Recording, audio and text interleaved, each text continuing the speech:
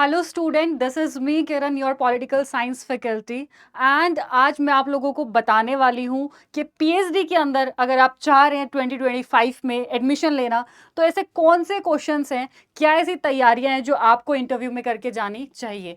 आप लोगों ने अपना ये तो माइंडसेट बना लिया है कि आपको पीएचडी में एडमिशन लेना है 2025 के अंदर, बट कुछ तैयारियां हैं जो अभी अनछुई हैं, जिसके बारे में अभी आपको पता नहीं है।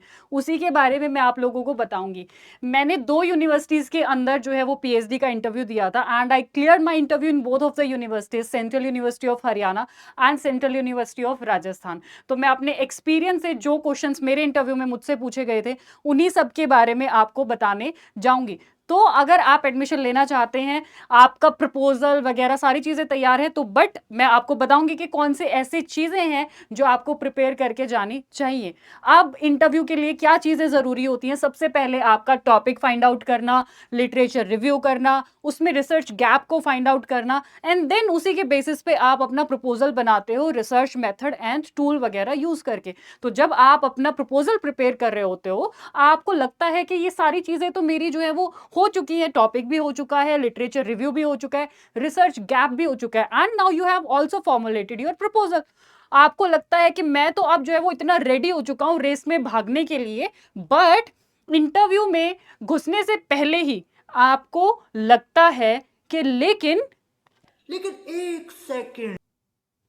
इंटरव्यू में क्वेश्चन क्या पूछे जाएंगे, आपको वो तो पता ही नहीं है कि क्या ऐसे क्वेश्चंस हैं जो इंटरव्यू में पूछे जाएंगे। तो वो इंटरव्यू रूम में घुसने से पहले अगर आप लोगों के दिमाग में ये बात आई, तो तब उस बात का कोई रिलेवेंस नहीं बचता है उसके लिए, क्योंकि आप लोगों को पहले ही प्रिपेयर्ड होके जाना पड़ेगा। आपके प्रपोजल के बेसिस पे जो जो क्वेश्चंस आपने उसमें इन्वॉल्व किए हैं, जो रिसर्च मेथड आप लोगों ने उसमें यूज़ किए हैं, जो टूल्स आप लोगों ने उसमें यूज़ किए हैं, उसी के बेसिस पे आपको प्रिपेयर करके जाना पड़ता है कि किस टाइप के क्वेश्चंस, क्या ऐसी चीज़ें हैं जो एग्जाम में आप, जो इंटरव्यू पैनल में आप लोगों से पूछी जाती हैं। तो मैं आपको वही आज के सेशन में बताने जाऊंगी कि आपको इंटरव्यू में जाने से पहले क्या बेसिक ऐसे क्वेश्चन है जो आपको प्रिपेयर करके जाने चाहिए, जो मुझसे भी पूछे गए थे। सबसे पहले, जैसे मैंने इंटरव्यू दिया था सीयू राजस्थान के अंदर, वहां पे सभी लोग, जो सारे स्टूडेंट्स एस्पिरेंट्स हैं, वो एक ही रूम में बैठे हुए थे, एंड सारे कैंडिडेट्स भी वहीं थे। सबसे वहीं पे प्रेजेंटेशन लिया गया, सबसे वहीं पे क्वेश्चन आंसर सेशन किया गया। एंड हर यूनिवर्सिटी का जैसे क्राइटेरिया अलग अलग होता है, सेंट्रल यूनिवर्सिटी ऑफ हरियाणा के अंदर जो है वो अलग से पैनलिस्ट एक रूम में बैठे हुए थे, and they call candidates one by one, एक एक करके उनको बुलाया गया। तो सबसे पहला सवाल तो जो है वो आपका इंटरव्यू रूम में घुसते ही, आप कहीं पे भी हो, सबसे पहला होता है कि आपको अपना इंट्रोडक्शन देना होता है। इंट्रोडक्शन में अब क्या ऐसी चीजें हैं कि जो आपको प्रिपेयर करके जानी होती है। तो सबसे पहले आपका जो इंट्रोडक्शन है वो वेल स्ट्रक्चर्ड होना चाहिए। ऐसा नहीं कि जाते ही आप पैनल में, मतलब रूम में घुसे और उन्होंने पूछा अपना इंट्रोडक्शन, तो अच्छा मैं ये जो आपकी हाईलाइटेड चीजें होती है ना, सबसे इंपॉर्टेंट है इसके अंदर आपको आपकी जो हाईलाइटेड अचीवमेंट्स होती हैं, हाईलाइटेड किसी अच्छी यूनिवर्सिटी से किया है आपने, कोई यूनिवर्सिटी टॉप किया है, आपने किसी अच्छे प्रोजेक्ट पे काम किया है, आपने कोई रिसर्च प्रोजेक्ट पे काम किया है, तो वो सारी चीज़ें आपको सबसे पहले इंटरव्यू में बतानी चाहिए। तो ये एक ऐसी चीज़ है, ऐसा नहीं है कि मूवमेंट पे अरे मेरे बारे में ही तो जानकारी है, मैं तो अंदर जाके जो पूछूंगा मैं बता दूंगा। जैसे मेरे से जब मेरा इंटरव्यू लिया गया था, पीएचडी का इंटरव्यू लिया गया था, तो मैंने उसमें किस यूनिवर्सिटी से किया है, मैं स्कूल में आई वाज टॉपर, और मैंने मिरांडा हाउस से अगर ग्रेजुएशन किया है तो मेरा यूनिवर्सिटी में क्या परफॉर्मेंस रहा। देन मेरा मतलब पूरा जो बैकग्राउंड था वो वेल स्ट्रक्चराइज्ड होना चाहिए, और उसमें आपका कॉन्फिडेंस दिखना चाहिए। ठीक है। देन आता है, अगर आप लोगों ने बीच में ईयर गैप लिया है तो उसका प्रॉपर जस्टिफिकेशन होना चाहिए। यानी कि ऐसा नहीं है कि आपका, अगर मान लो मास्टर्स आपने 19 में किया, आपने 2021 में अप्लाई कर रहे हो, तो ये नहीं है कि सर एक साल मुझे कहीं पे कुछ मिला नहीं और जो है वो इसलिए मैं घर बैठा हुआ था या बैठी हुई थी, या मेरा मन नहीं किया पढ़ने का, या जैसे मैंने बीच में एक ईयर गैप लिया था, I had a story for that. Story ऐसा नहीं है मनगढ़ंत स्टोरी थी, I had a proper justification for that, because मेरा कुछ मेंटल जो है वो, mentally I was not that, मतलब मैं इतना स्ट्रॉन्ग फील नहीं कर रही थी उस टाइम पे। और ड्यूरिंग माई मास्टर्स मुझे लगा कि आई एम नॉट मल्टीटास्कर और मैं चीज़ें एक साथ प्रिपेयर नहीं कर सकती। तो मैंने नेट की प्रिपरेशन के लिए I took a year gap in between, मैंने ब्रेक लिया और मैंने तब जो है वो प्रिपेयर किया। अगर आप लोग भी फॉर मतलब किसी भी रीज़न से, मतलब आपको कहीं एडमिशन नहीं मिला या कहीं पे भी नहीं मिला, तो आपको सीधा जाके इंटरव्यू पैनल में ये नहीं बोलना उनके सामने कि सर मेरे को कहीं एडमिशन नहीं मिला, ये नहीं मिला। या तो आपने किसी यूनिवर्सिटी में दिया, आपको लगना चाहिए कि सर मैं आपकी यूनिवर्सिटी में एडमिशन लेना चाहता था, इसीलिए जो है वो मैंने ईयर गैप लिया, मतलब मैंने और जगह पे अप्लाई किया बट जो है वो कहीं पे नहीं हुआ, या मैंने कहीं अप्लाई नहीं किया क्योंकि मुझे इसी यूनिवर्सिटी में एडमिशन लेना था, या मैं एक साल जो है वो अपनी रिसर्च गैप को फाइंड आउट कर रहा था या कर रही थी, मैं उस चीज़ पे काम कर रही थी। तो बेसिकली आपके पास उसका प्रॉपर जस्टिफिकेशन होना चाहिए। ये चीज़ें मैं बेसिक बता रही हूँ। अपार्ट फ्रॉम योर इंटरव्यू, आपके अपार्ट फ्रॉम योर सब्जेक्ट, आपकी किन किन चीज़ों पे क्लैरिटी होनी चाहिए। फिर आ जाता है topic choice and field of research. तो आपसे सबसे पहला सवाल तो यही पूछा जाएगा कि जो पर्टिकुलर टॉपिक पे आप रिसर्च प्रपोजल लेके गए हैं, आपने वो टॉपिक क्यों चूज किया है। जैसे अगर मैं अपना बताऊं तो मैंने अपने एमफिल में एक ब्राइड माइग्रेशन का टॉपिक दिया था। मेरे से जब पूछा गया तो मैंने ऑब्वियस रीजंस बोला कि सर हरियाणा में रहती हूं मैं, और मैंने बचपन से वो जेंडर डिस्क्रिमिनेशन देखा है। So for quite obvious reasons I was inclined towards gender area. तो मुझे ये था, और मैं अपने आसपास एक फिनोमेना देख रही हूँ कि brides are being brought, like दूसरे जो स्टेट्स हैं उनसे लाई जाती हैं खरीद के। सो मैंने वो चीज़ देखा एंड इसीलिए मेरा पढ़ने का मन किया, और जब मैंने बहुत सारे आर्टिकल्स पढ़े, मैंने उनके भी उनमें जो है वो रिसर्च गैप देखा एंड ये देखा।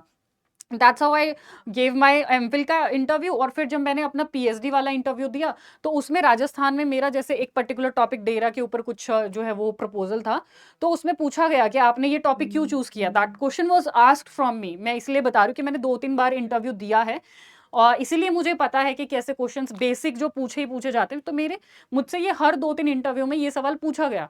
तो मैंने बोला कि सर मैंने एमफिल में एक पर्टिकुलर टॉपिक पे इस पे मैंने स्टडी किया था और मेरा फील्ड था, और जब मैं फील्ड पे गई तो इस तरीके के सवाल जो है, मतलब ये चीज़ मैंने देखी और मुझे लगा कि अभी जो चीज़ें हम एकेडमिक्स में पढ़ते हैं, जो चीज़ें हम डिस्कोर्स में पढ़ते हैं, वो रियलिटी से बहुत अलग है। रियलिटी में थिंग्स आर डिफरेंट। तो मैंने उस तरीके से जो है अपने टॉपिक का जस्टिफिकेशन दिया। देन सर आई थॉट कि इस पे और गैप मतलब इसमें है और इस पे और रिसर्च करने की ज़रूरत है। तब मैंने इस पे पढ़ना शुरू किया और मुझे इसमें स्टडीज़ में रिसर्च गैप मिले। इसीलिए मैंने ये टॉपिक अपने एमफिल के चीज़ को, एमफिल वाले टॉपिक को कैरी ऑन करते हुए मैंने इस पे आगे काम करने का सोचा। देन आता है फील्ड ऑफ रिसर्च, यानी कि अगर आपका फील्ड बेस्ड स्टडी है, जैसे मेरा जो भी था मतलब टॉपिक था वो फील्ड पे जाके होना था, फील्ड विजिट्स होनी थी, तो उसमें आप एक चीज चूज करते हो, यूनिवर्स ऑफ स्टडी चूज करते हो कि यानी कि आप किस जगह पे, किस रीजन में आप काम करना चाहोगे। तो मेरा जैसे पर्टिकुलरली हरियाणा था, तो ऐसा नहीं बोलना है आप लोगों को, कभी भी मैं बता दूं क्योंकि मैंने ये चीज़ देखी है इंटरव्यू में। 1-2 बच्चों से मेरे सामने ये सवाल पूछा गया कि आपने ये पर्टिकुलर रीजन क्यों चूज़ किया, ये एरिया क्यों चूज़ किया है। तो वहाँ पे स्टूडेंट्स ने बोला कि सर कन्वीनियंट था, यूनिवर्सिटी के पास है, हमें लगा ट्रैवल नहीं करना पड़ेगा। तो this is very rubbish answer, मैं बता दूं आप लोगों को। ऐसा कभी भी जो है वो जवाब नहीं देना होता है। आप अगर कोई universe of study, field of study choose कर रहे हैं, you have to have proper justification of it कि सर मैंने जैसे स्टडी पढ़ा तो जो स्टडीज कंडक्ट की गई हैं वो कहीं और किसी और रीजन में कंडक्ट की गई हैं, एंड दिस पर्टिकुलर रीजन, ये पर्टिकुलर एरिया अनटच्ड है। जैसे मैंने एमफिल वाला बोला था कि सर मैंने हरियाणा के अंदर फील्ड किया था, तो मैंने फील्ड पे ये सब चीज़ें देखी, तो मुझे लगा कि हाँ वहाँ का जो स्ट्रक्चर है मेरे पर्टिकुलर टॉपिक के अंदर, दैट इज स्टिल अनटच्ड, वो अभी भी अनटच्ड है और उस पर और काम होना चाहिए। तो मैंने पढ़ना शुरू किया, मुझे लगा कि हाँ हरियाणा में इस चीज़ के ऊपर, इस टॉपिक के ऊपर अभी काम नहीं हुआ है। तो ऐसा कभी नहीं बोलना कि ड्यू टू कन्वीनियंट रीजंस आप लोगों ने उस टॉपिक को चूज कर लिया या उस रीजन को आप लोगों ने चूज कर लिया है। तो वो प्रॉपर आपके सर की, आप ये भी बोल सकते हो कि सर मैंने डाटा फाइंड आउट किया पिछले 2-3 सालों का, ये रिपोर्ट मैंने आइडेंटिफाई की, और जो है वो इस तरीके से आप लोगों को उसका जस्टिफिकेशन देना है। जैसे अभी मैं पीएचडी कर भी रही हूँ, तो पीएचडी के अंदर मेरा जो अभी टॉपिक है उसका मैंने प्रॉपर जस्टिफिकेशन दिया था कि मैंने सर प्रॉपर डाटा निकाला था, ये रिपोर्ट से मैंने डाटा लिया एंड उसके बेसिस पे मैंने आइडेंटिफाई किया कि ये डिस्ट्रिक्ट में, हरियाणा में दलित पॉपुलेशन ज़्यादा है, इस वजह से मैंने ये एरिया चूज किया है। ठीक है, तो इस तरीके से आपको टॉपिक का जस्टिफिकेशन देना होता है। देन आपका आता है रिसर्च मेथड्स एंड टूल्स, मतलब उसके अंदर जैसे आपका टॉपिक कुछ भी हो, देर आर 80% 70-80% चांसेस कि आपका टॉपिक जो है वो चेंज होता ही होता है once you get admission in PhD. So do not think कि आपने एक बार जो टॉपिक चूज कर लिया that will be finalised, because PhD is a two way process है।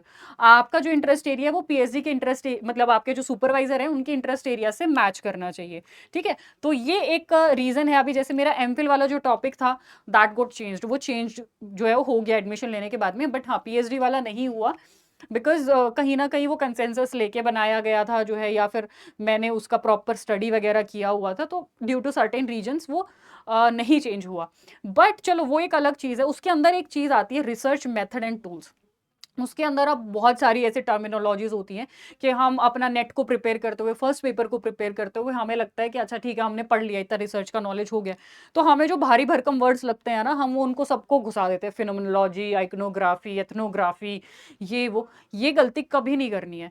क्योंकि देखो गाइड जो आपके पैनल में लोग बैठे होते हैं ना उनको पता होता है कि टॉपिक तो चलो इस पे रिसर्च करेगा बंदा, जो बच्चा है वो आने के बाद इस पे रिसर्च करेगा, सो देर आर पॉसिबिलिटीज कि उसको उसके बारे में कंप्लीट नॉलेज ना हो, बट एटलीस्ट रिसर्च आप अभी तो एनईपी आने के बाद में मास्टर्स में भी पढ़ते हो, उसमें भी आपका टॉपिक आ गया है, फिर नेट के लिए भी पढ़ते हो, तो उसमें वो आपसे एक्सपेक्ट करता है कि एटलीस्ट रिसर्च की आपको नॉलेज होनी चाहिए, बेसिक नॉलेज जरूर होनी चाहिए, जो वर्ड्स आप यूज कर रहे हो उसको आपको जरूर पता होना चाहिए। तो उसके अंदर आप क्वांटिटेटिव क्वालिटेटिव कर रहे हो, तो क्यों कर रहे हो, आपने क्वालिटेटिव क्यों लिया, क्वांटिटेटिव क्यों लिया, आपको बताना है कि सर ये सब्जेक्टिव है इसलिए, और ये मैं डाटा बेस्ड ले रहा हूँ।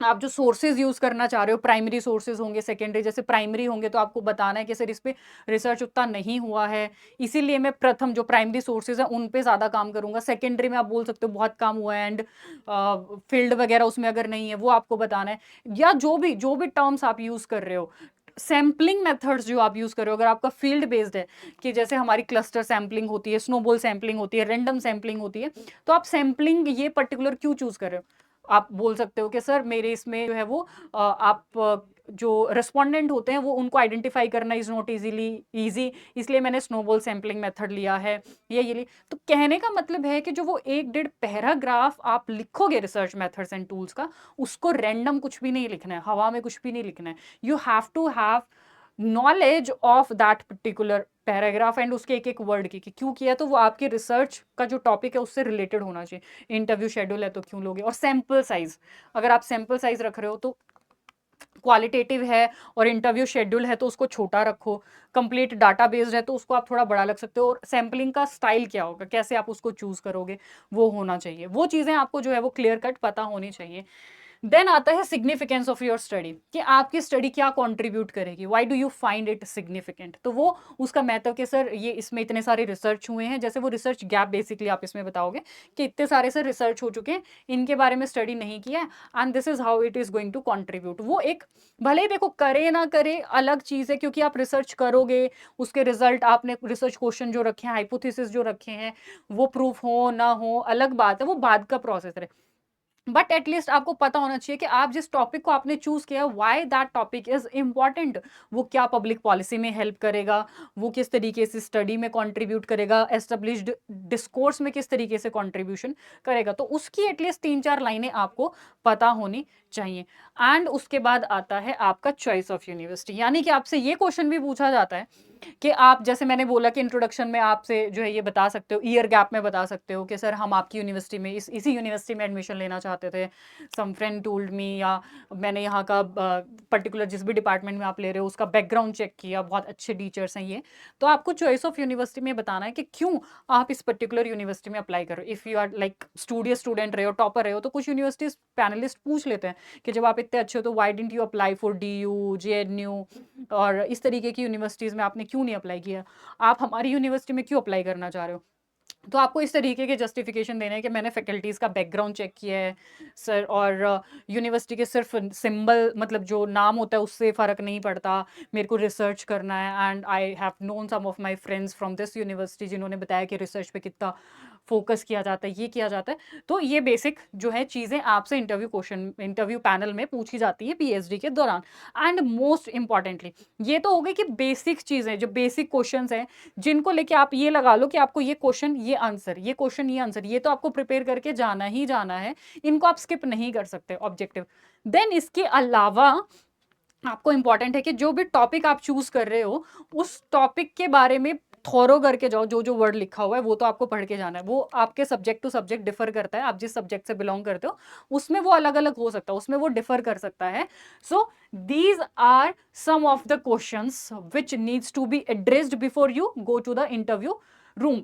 उसमें जाने से पहले आपको इनके क्लियर एकदम पिक्चर आपके माइंड में होनी चाहिए। मैंने अपना एक्सपीरियंस भी बताया, मैं ऐसा नहीं है कि हवा में जनरलाइज्ड मैंने इधर उधर से उठा के पूछ के बता दिए। I have gone through some of the interviews for PhD, इसलिए मुझे पता है, मेरे से हर इंटरव्यू में ये क्वेश्चंस पूछे गए हैं। तो आपसे इंटरव्यू में इस तरीके के सवाल पूछे जाते हैं, और मेरा, मैं प्राउडली आई कैन से कि इसी वजह से मेरा जो है वो एडमिशन और आई गॉट सिलेक्टेड, बिकॉज ये जो है सारी चीज़ों के बारे में मेरे को पहले ही पता था, तो मेरे को क्लियर कट इन्फॉर्मेशन थी। वो टॉपिक के बारे में कितना है कितना नहीं वो पैनलिस्ट को भी पता होता है, ठीक है। So these are some of the tips which you need to keep in your mind before you go for PhD admission. आप उसमें जाने से पहले ये चीज़ें आपको क्लियर होनी चाहिए, ठीक है। और इसी तरीके की और इंपॉर्टेंट इन्फॉर्मेशन आप लोगों को चाहिए तो मेरा टेलीग्राम ग्रुप ज्वाइन कर लीजिए। This is QR code for the same, and Kiran ma'am text book के नाम से मेरा टेलीग्राम चैनल है, ठीक है। उसको आप ज्वाइन कर सकते हैं, आपको वीडियोस के नोटिफिकेशन मिल जाएंगे। And these are the timings of my free YouTube classes. 6 बजे ट्यूसडे थर्सडे सैटरडे मैं यूट्यूब पे मिलती हूँ, एंड 6 बजे ही मैं ऐप के ऊपर मिलती हूँ वेडनेसडे और फ्राइडे को। I hope this video made your vision very clear कि आपको पीएचडी के इंटरव्यू के लिए, अगर if you are aspiring to get admission in PhD in 2025, तो ये क्वेश्चन जरूर प्रिपेयर करके जाना। These are the basic questions you can not skip. Thank you for watching, thank you for joining, and subscribe the channel and like the video if you want to get notification and get knowledge of such more videos. Thank you so much.